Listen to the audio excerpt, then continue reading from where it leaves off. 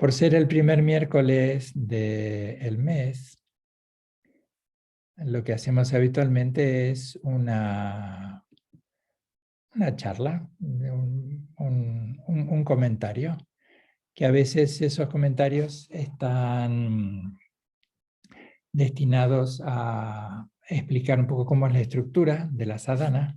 Para los que no estáis muy familiarizados, sadhana son estos textos que habitualmente decimos práctica, pero el nombre más apropiado es la aproximación al logro. Otras veces, ese miércoles primero de cada mes, tomamos algún tramo de la práctica y damos algunas pinceladas. Tenéis un libro extraordinario que reúne las enseñanzas de mucho tiempo de nuestro querido Lama Drupyu sobre la práctica de Chenrezig. Lo podéis conseguir a través de la página web de la tienda de Daksan Kagyu, no de nuestra tienda, sino de la tienda de Daksan Kagyu. Es un libro que explica de manera extensa y muy pormenorizada tantísimos aspectos de la práctica de Chenrezig. Así que allí tenéis una muy buena referencia.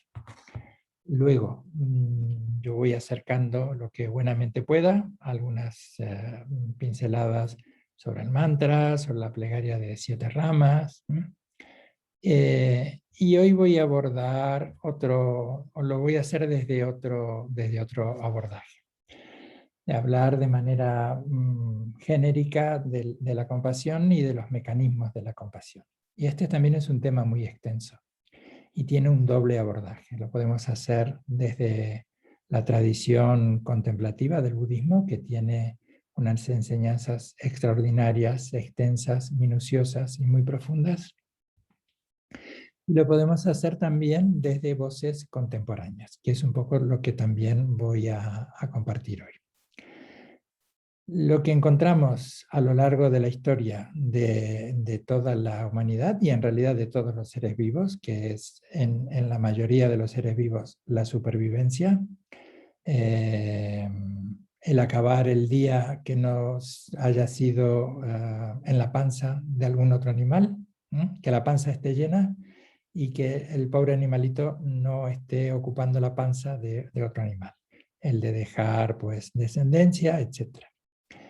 También tienen a su manera un sentido de bienestar. Sin duda, los seres humanos está mucho más agudizado el hecho de esta suerte de metaconciencia, de sabernos experimentar a nosotros mismos, de explorarnos a nosotros mismos, de saber qué es lo que estamos pensando, de dirigir nuestro pensamiento, la memoria, el lenguaje, en todo el recorrido evolutivo, en definitiva.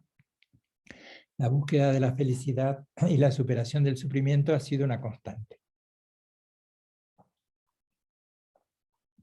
Y esa constante, pues, siempre ha habido un intento de todas las tradiciones, religiosas en un principio, filosóficas un tiempo después, luego ambas caminando a veces de la mano y a veces dándose la espalda, y también hoy las ciencias contemporáneas están explorando esto que ha estado presente en la humanidad desde el principio. Así que lo podemos encontrar en las tradiciones de sabiduría perenne, lo podemos encontrar en la filosofía, en el arte y en la psicología. Últimamente se ha acuñado, últimamente estoy hablando de 20 años, el concepto de ciencias contemplativas.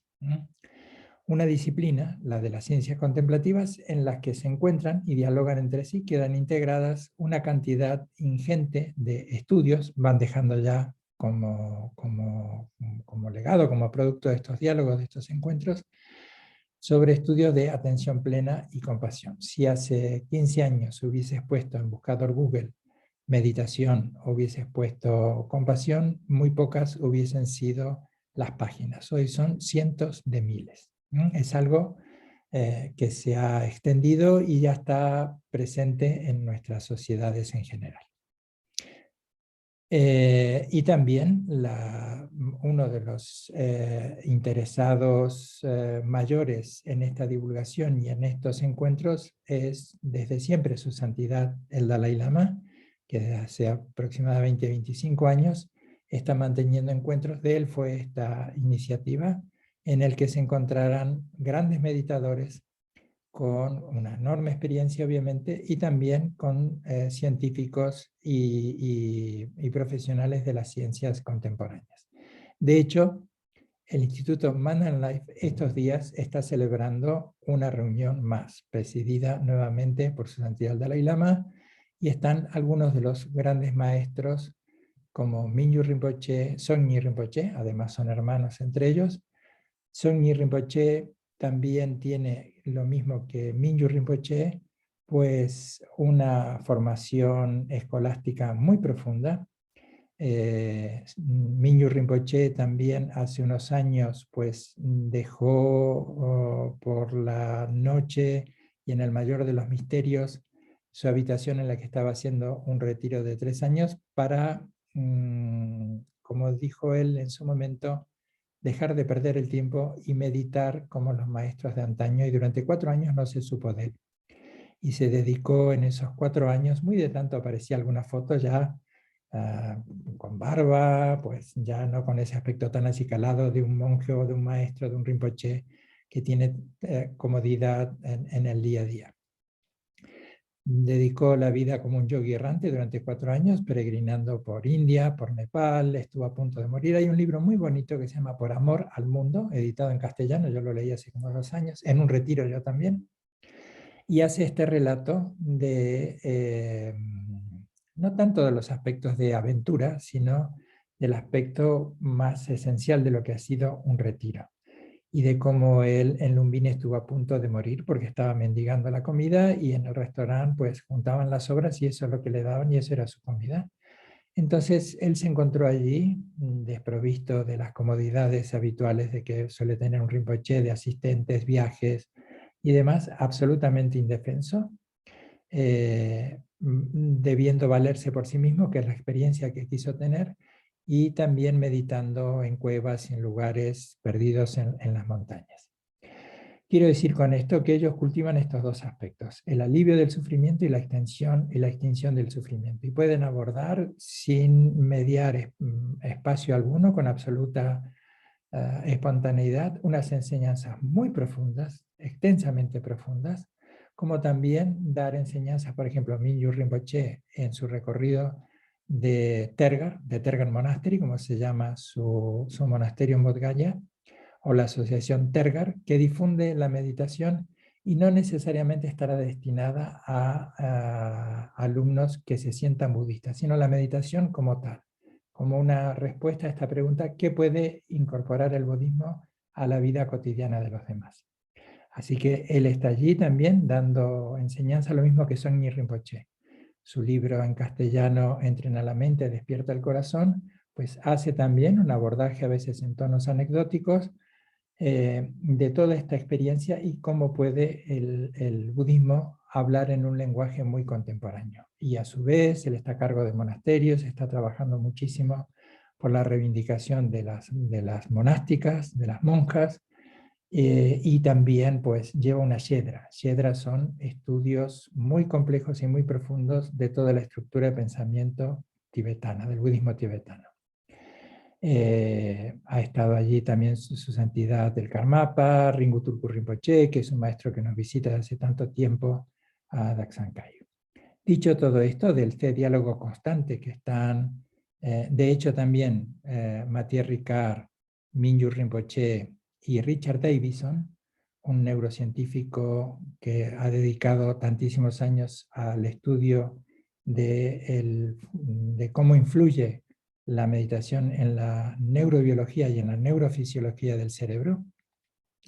Ha estado enseñando a monásticos y monásticas, los tres, en el último Kayum Molan en India, enseñándoles pedagogía para futuros maestros, para futuros enseñantes, y también se han incorporado, por impulso del Dalai Lama, a los planes de estudio de su monasterio Namgyal y otros monasterios de la escuela Gelug, estos estudios sobre neurociencias y sobre ciencias contemplativas. Dicho todo esto, para contar que es algo muy actual y desde hace mucho tiempo, común y desde hace mucho tiempo este diálogo, pues voy a contar brevemente esto, que uno de los intentos de definición de este espacio con más interés es el que ha hecho una neurocientífica de la Universidad de Bangor en Inglaterra. Su nombre es Dusana Dorji. Esta autora sostiene que las ciencias contemplativas tienen como objeto el estudio multidisciplinar. Así que entrarán en este estudio multidisciplinar la psicología, la filosofía, los estudios religiosos, las neurociencias, etc.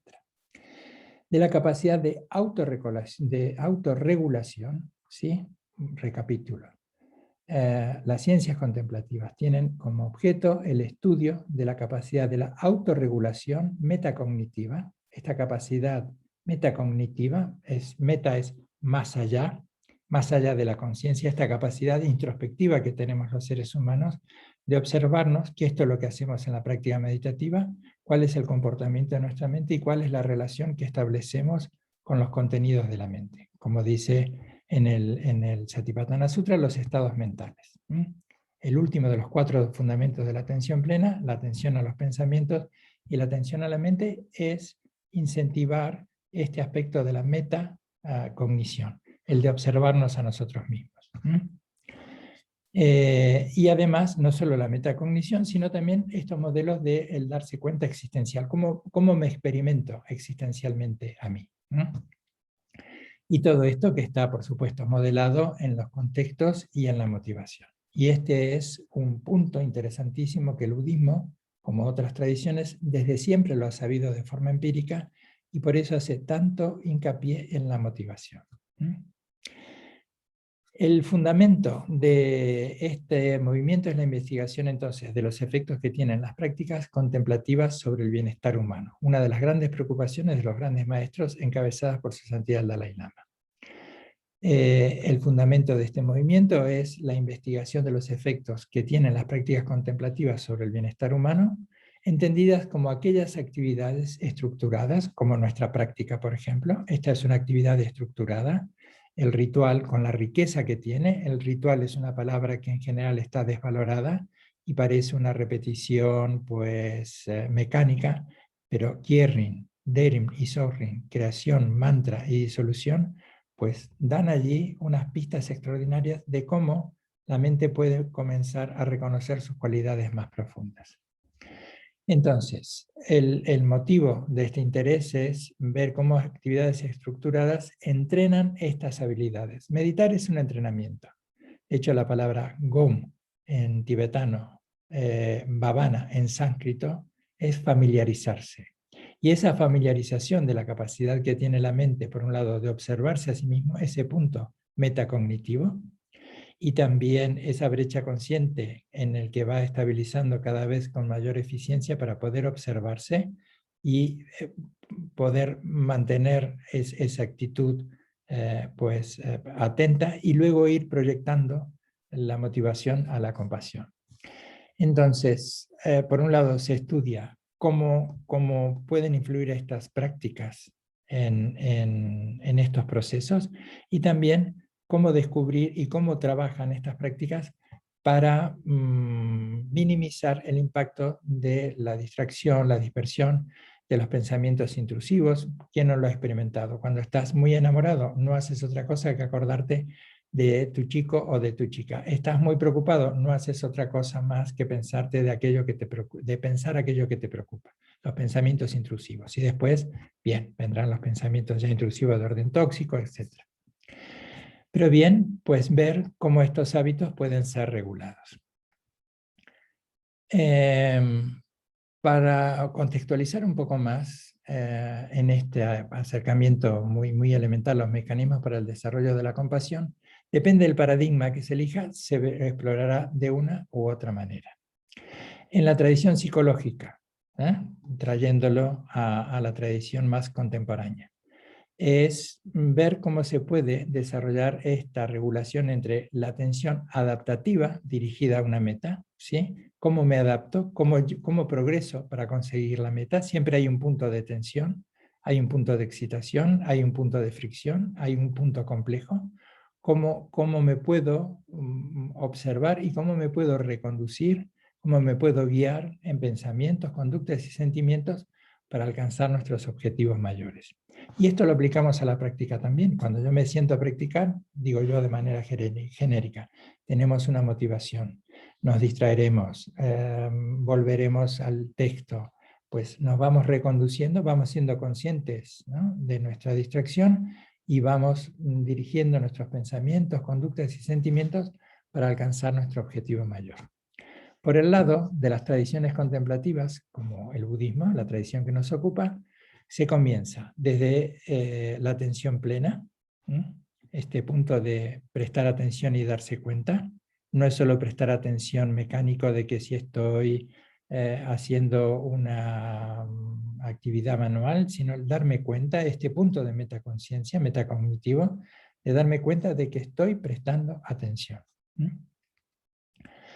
Entonces, por el lado de las tradiciones contemplativas, se comienza el recorrido desde la atención plena, Shiné o Shamatha, dicho en términos contemporáneos, metacognición introspectiva, y se avanza hacia la motivación principal, que es la liberación del dolor y del sufrimiento, tanto propia como el sufrimiento de los demás. Dukkha. La palabra sufrimiento en castellano no alcanza a reproducir la vastedad de matices que tiene la palabra dukkha en sánscrito. La primera noble verdad, la noble verdad de dukkha, el sufrimiento.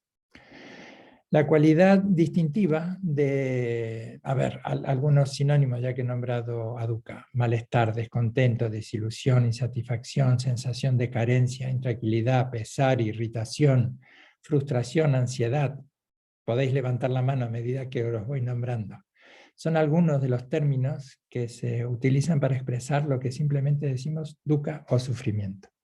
Y luego estarán los sufrimientos mayores, los 8 sufrimientos: nacer, crecer, enfermar, envejecer, morir, estar lejos de lo que deseas y amas, estar cerca de lo que no quieres, contemplar cómo todo lo que se ha reunido pues se dispersa, todo lo que se ha erigido se desmorona. Y luego todas estas situaciones menores, pero que las vivimos con dolor, con incomodidad cuanto menos. La cualidad distintiva de la atención plena, es desarrollar comportamientos que propicien acciones donde estén presentes la ética. Y esto es lo que diferencia, porque se ha banalizado mucho con la idea del aquí y ahora, que da la impresión de que tienes que estar como un robot sabiendo qué es lo que estás haciendo. El auténtico aquí y ahora es permanecer atento a los impulsos que pueden contrariar la expresión espontánea de la sabiduría, de la calidez, de la ternura, de la compasión. Y ese punto también de atención plena es incorporar el comportamiento virtuoso, dicho en términos sánscritos ahimsa, no violencia en la expresión mayor de la palabra, como eje fundamental para el bienestar. La meditación, que en muchos ámbitos se ha casi como quirúrgicamente sacado y puesta en un contexto secular, que está muy bien porque en un punto ha hecho extraordinarios aportes, pero a veces ha quedado coja porque simplemente queda como una técnica que tiene que ver para a veces recrear una suerte de spa emocional, ¿eh?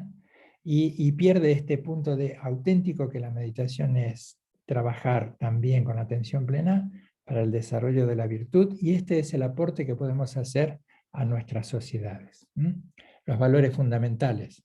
Todos esos valores fundamentales como la solidaridad, pues todos los valores fundamentales que entendemos muy bien a lo que me estoy refiriendo y que promueven el alivio del sufrimiento propio y del colectivo a través de la armonía social. Porque fantástico acumular mantras, juntar las manos, practicar, pensar en la próxima vida, pero también dentro de nuestras posibilidades acercar ese bienestar a nuestro entorno social.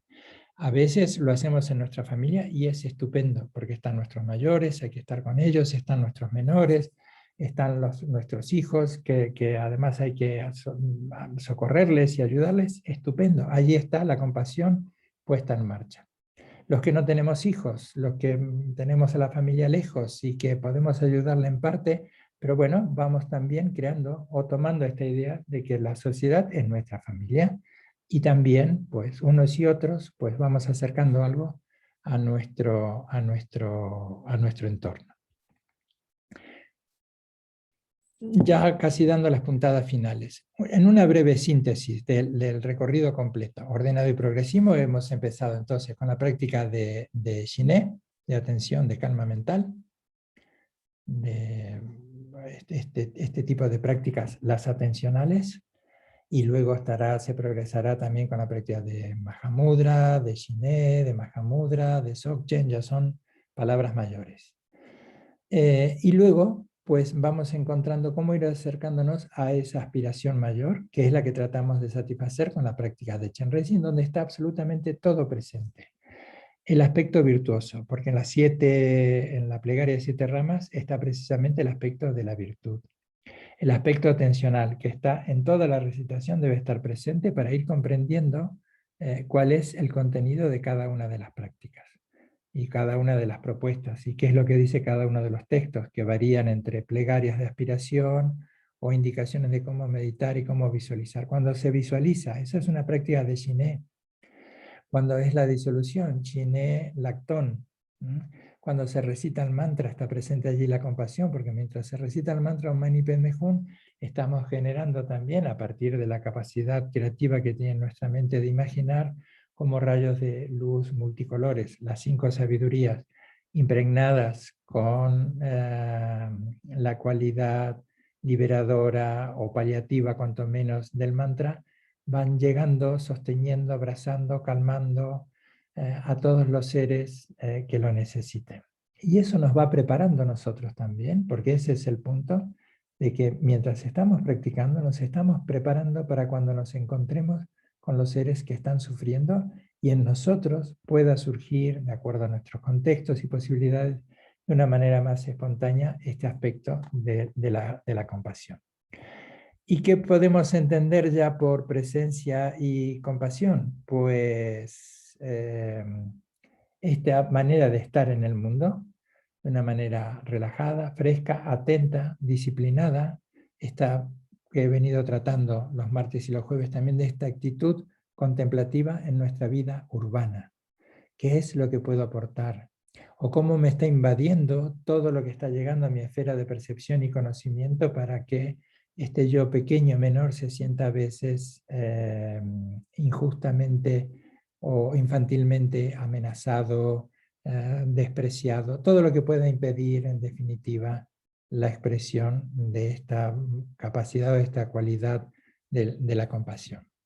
Así que la expresión de la compasión en el día a día, entendiendo también felicidad, como lo define también Su Santidad el Dalai Lama, y en esto fue Alan Wallace quien acercó esta idea de rescatar un término griego, eudaimonia, que cuando estamos hablando de bienestar, estamos hablando de este bienestar eudamónico. Una búsqueda integrativa de la felicidad interior, no tanto de la felicidad que provenga de fuera. Una sensación de bienestar que brota desde nuestro interior, sin una relación directa o dependencia directa con nuestro entorno y las circunstancias. Ese punto también de resiliencia, de intrépida valentía, de osadía para contrariar a la realidad y a la vida cuando nos está empujando hacia un sitio, hacia un abismo, hacia sitios de sufrimientos a los que nos queremos ir, ¿no? Allí está presente este aspecto también del bienestar eudamónico, que no solo se trata de estar cómodamente con nuestras pantuflas en nuestro sillón preferido y leyendo el último libro que ha llegado por Amazon, ¿no?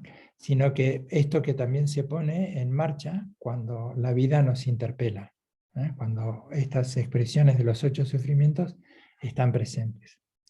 Así que el bienestar eudamónico no es algo que uno busque en el exterior y que lo logre, no depende de ninguna otra cosa más que de nuestro cultivo. Y ese es el interés que intentan desarrollar las prácticas contemplativas. Bien sean las prácticas que podemos dividirla la meditación en dos, de un esquema así muy pobre, muy tajante, las prácticas generativas y las prácticas atencionales. Las atencionales, la práctica de Shiné, de atención plena. Recurrimos al Sutrayana, recurrimos a las indicaciones del Mahayana. Las prácticas generacionales, las prácticas de, por ejemplo, trabajar con los 4 pensamientos ilimitados, los 4 Brahmas Viharas según la tradición Theravada, las 4 moradas celestiales: el amor, la compasión, la alegría y la ecuanimidad. Todos estos grandes meditadores de 40 a 60 mil horas de meditación, como Songni Rinpoche, Mingyur Rinpoche, Matías Ricard, que se han prestado ellos también, Chenyi Rinpoche, que yo le conocí de la escuela de Rupakayu en Buenos Aires, todos ellos se prestaron durante muchos años a visitas periódicas a los laboratorios de Richard Davidson y bajo el patrocinio de Man and Life para estudiar cómo era el comportamiento de la meditación cuando se medita en vacuidad, cuando se medita en amor, cuando se medita en compasión, cuando se medita en empatía benevolente. Y de allí pues se fue haciendo un mapa extraordinario que luego ha dado pues un largo recorrido al estudio de estas nuevas ciencias contemplativas. La compasión en el día a día, porque está muy bien que nos enteremos de cómo funciona el cerebro y todo esto que a nosotros los occidentales nos puede atraer bastante, pero la comprensión de todo ello no es el desarrollo último de la compasión. No es tanto una cuestión de erudición o de conocimiento, pero sí que para muchos nos resulta interesante, para mí mucho, ir comprendiendo y cómo ir encontrando ecos de la tradición que todavía revigorizan y revalorizan mucho más mi respeto y mi asombro por la rica tradición budista, en nuestro caso la budista tibetana, que hoy como la ciencia, y no es que el budismo necesite ser homologado, pero como la ciencia comprueba lo que de manera empírica se supo durante tantos siglos.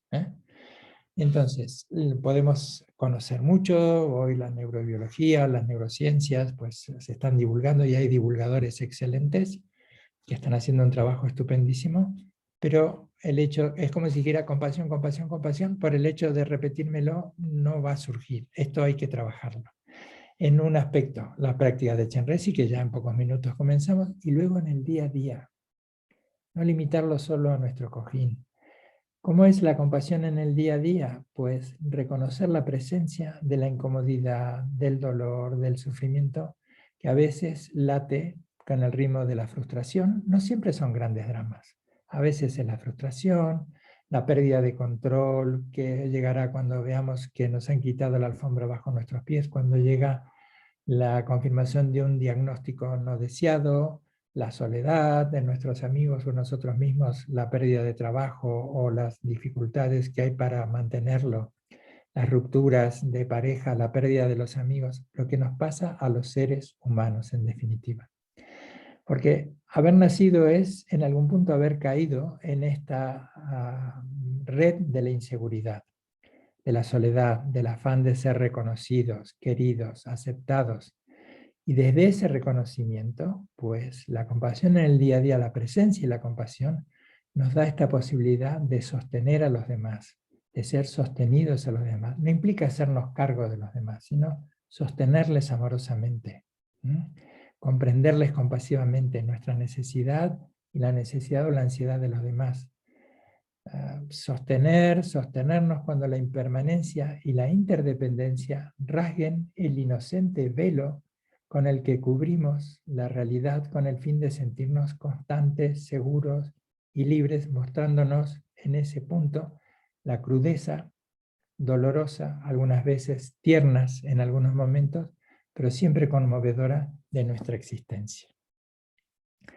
Entonces, ya finalizando, la compasión y la claridad mental nos pueden llevar a un sitio mayor que este yo pequeño, a un sitio mayor de ese lugar del sí mismo, que es una base interna estable, mayor que el propio sí mismo. Es un aspecto auténtico de nosotros que es expresión o que se expresa con bondad, que está absolutamente disponible a condición de ser reconocido y cultivado y ejercitado. Es el aspecto que nos permite sentirnos sanos emocionalmente, equilibrados y en una relación de honesta y leal amistad con nosotros mismos. Es lo que nos sostiene cuando estamos desde un lugar más profundo que las maneras habituales de estar, reconociéndonos en todo el misterio y la profundidad que nos habita, que en palabras de Marie Genesel y Jean-Yves Leloup, dos extraordinarios, he leído de ellos hace muchísimos años, Aprendiendo a morir. Es un libro de una belleza y de una poesía que es conmovedora su lectura a través de la experiencia de ellos acompañando en el final de la vida. Marie Genesel es psicóloga, y Jean-Yves Leloup es monje de la tradición del Monte Athos, y tienen un diálogo. En el libro está descatalogado, pero se puede conseguir a través de la Biblioteca Nacional. De hecho, a mí me han hecho llegar un PDF. Y entonces en ese diálogo dicen esto que rescato, como esto que digo yo aún todavía, ¿no? ¿Cómo podemos ir a ese lugar mayor que uno mismo, ese lugar profundo, encontrarnos en esa apertura, en esa claridad, en esa profundidad de la mente sabia y compasiva? Que eso es lo que nos permite, y ahora estoy poniendo en palabras de estos dos magníficos comunicadores, ¿no? Que nos permite sufrir de otro modo, amar de otro modo y tal vez morir de otro modo. Un espacio donde nace nuestra fortaleza espiritual y que nos acompaña en ese ir hacia la verdad del ser. De tal manera que acabemos siendo transparentes para nosotros mismos y con el mundo ser transparentes para el mundo, que el mundo sea transparente para nosotros, que los demás sean transparentes. La transparencia aquí es liberarnos o ver a través de todas las etiquetaciones que les ponemos a las personas y que las personas nos ponen a nosotros. Amigo, enemigo, cercano, distante, peligroso, amistoso, ¿sí? Entonces, el punto final es que como extensión de esta comprensión y de esta práctica constante, practicamos el ejercicio de darle la bienvenida a nuestros miedos, a nuestras incomodidades, a nuestras esperanzas. De hecho, los textos hablan de manera constante miedos y esperanzas. Entablamos un hospitalario diálogo con lo que no queríamos sentir, sea nuestra vergüenza, furia, pena o ansiedad. Y no porque nos gusten esas emociones. Como dice Pema Chodron, nunca nos gustarán esas emociones, sino porque vemos que paradójicamente, además que nos estarán visitando, nos gusten o no, sino porque vemos que paradójicamente tratar con ellas de manera experiencial y sentida, con todo aquello de lo que rehuimos genera estar despiertos y seguros. Así nos podemos dar cuenta y comienza a tener sentido que estar con lo que no queremos sentir equivale a ser compasivo con nosotros mismos. Y siendo compasivo con nosotros mismos, aprendemos a ser compasivos con los demás. Muy bien, pues me tomo 2 minutitos para ultimar aquí unos detalles en la transmisión por Facebook y por Zoom, y tomo un pequeño sorbito de té, y ya 2 minutos, y ahí comenzamos a hacer la práctica.